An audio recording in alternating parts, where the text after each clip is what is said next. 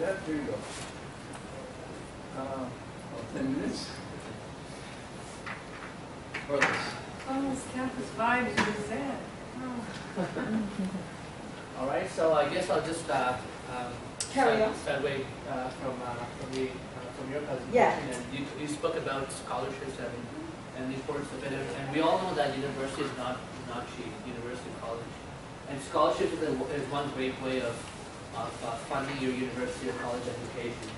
And what I want to cover is just a number of tips that I honestly believe are truly useful in how to get scholarships. And just to caveat this, these tips, and we call it 9 secret tips on winning spend $4,500. These tips are not something that's coming from me, frankly. It's actually coming from 2 students who have won $75,000 in scholarships, highest ranked scholarship winner from York University, highest scholarship winner from, I believe, London University, who've put these together. So I'm presenting, but this is literally coming from 2 students who have won some crazy amounts of scholarships, and I think it's really useful for students to know about this. So bear in mind, some of the advice is a touch controversial, but it's just a unique perspective.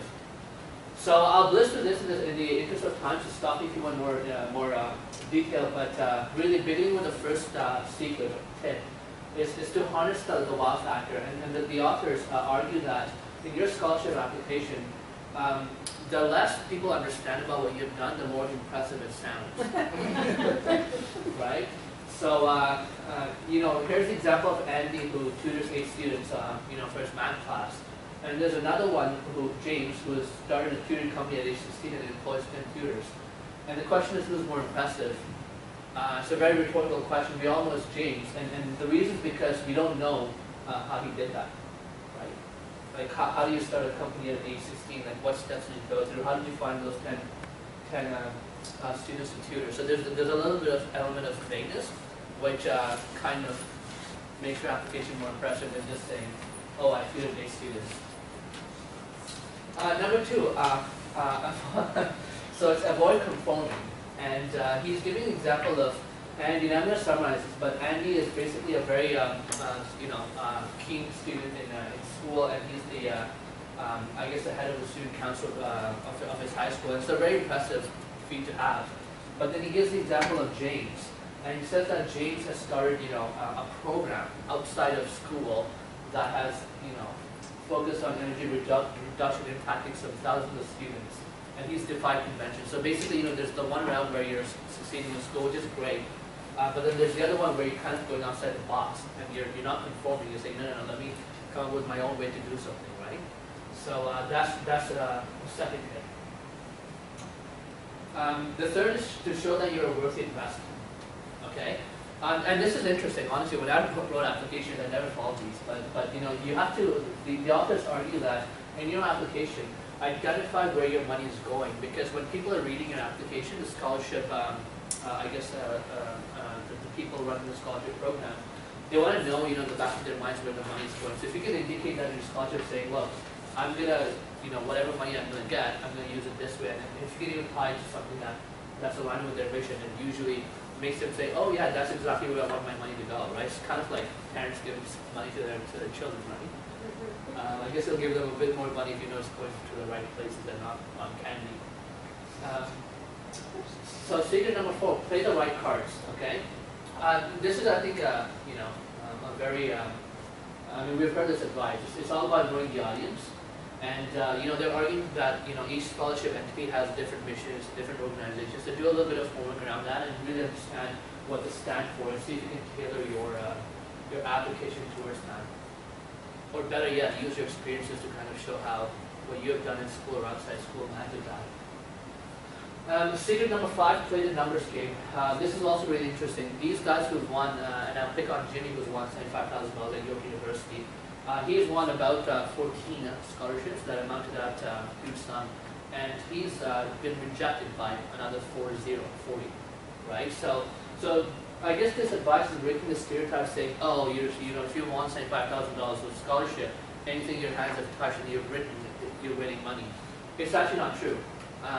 A lot of scholarships are won just because they try a lot, right? So it's really interesting. The other point is that there's, and I personally know this, there are hundreds of scholarships that go unawarded, and some of the best scholarships or some scholarship programs go to less deserving candidates as well. So really interesting note there. I know that I work with an organization formally where they literally came to me and said, we need more applications because we need to award these scholarships or it's just going to go to waste. So believe it or not, this happens. So if you encourage your kid to apply, there's not as much competition as you think. Secret 6, show off. I think a lot of kids love to show off. This is one place the authors argue you need to show off, right? It's the one area in life, I guess you can brag a lot about it and get rewarded for it. So feel free to do that, where you can show tangible and measurable results, all the better. To show off about how you might be the student council president with so many students in your school, or you won by a landslide, you worked on a program that impacted this many students, you worked on some charity fundraiser that raised, let's say $2,000. And Simon is an example over there as well. Secret number 7, forget about, slightly controversial, but forget about passion, pick a theme and stick to it. Okay? And really what they're saying is, we all have hobbies and that's great, but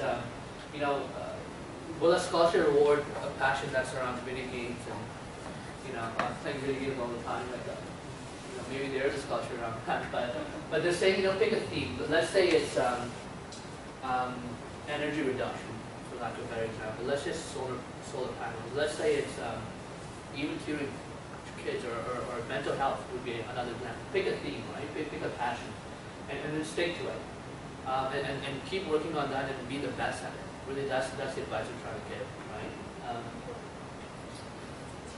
And that shows really well in applications.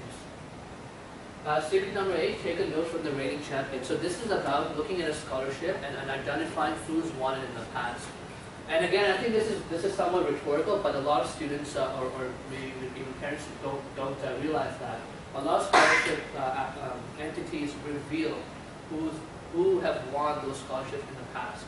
So honestly, just look at them and see, what they've done in the past. You'll get a good sense. You'll get a good sense of what the scholarship providers are looking for, and just benchmark that. Some might be looking for entrepreneurial experience. Some might be looking for grades, right? Some might be looking for specific, experience listed in their websites. So just get a note of that. Last but not least, look for tips in the right places. And again, I guess it goes a little bit towards just knowing the organization. So, check out their website, look at any past projects that they've worked on, because that shows what they care about, right? Maybe it's a region in Toronto, maybe it's a program, maybe it's some cause, right? See what partnerships and affiliates you have, and really the idea again here is just to understand, what they care about, what they've done, and then whatever you're writing about, see how you can tie it, right? Is there something that you've done in the past that has something that aligns with one of the partnerships they have, for example? Or maybe you even work with one of their affiliates or partnerships. If you have, bring that up, right? Okay, so I think these are the 9 tips. So collectively, I think they would form a very powerful application. Yeah, I'm happy to pass them forward. I think there's also handouts or an e version of this, which I'm happy to send. But pass it on to your students, guidance counselors, or your college friends, parents, because I personally know this is really useful. If I had to go back to high school, I'd probably not follow like 7 of these tips, right? Which is why I didn't get sent by my college. Isn't it on the website? Yes, it will be. Your website, I mean. Yeah. I have the video version. I don't have the article version. The article version will be on the ACE website. So the video version has the actual guide presented, who's on there. Yeah. They're really smart guy. Okay. This is the website link, campusclass.ca, for whether you want to look at the video of the person who's won 75 King scholarships, whether you want to check out the website just to just to get more information on what we've all collectively talked about, transition and decision making, campusclass.ca. Finally, these are just a couple of or list of tips. with respect to writing scholarships, I'll just really go fast here, but really, after you kind of put together this mind-blowing scholarship application, just some stuff which I think these are more things that will disqualify you versus qualify you, but stuff like proofread your work, look at the small print, make sure you qualify for it in the first place, know the deadline, answer all questions. It's just a good reminder to know to kind of keep in the back of your mind when you kind of finish your applications. I know personally that reference is a big one. A lot of times, just in our minds, it's the last thing you look for after you kind of fill out your application. I think you should likely be the first one, just because there's always a lead time when you're reaching out to them. All right, so I guess I'm going to turn it back to Emil, who's going to wrap up the workshop.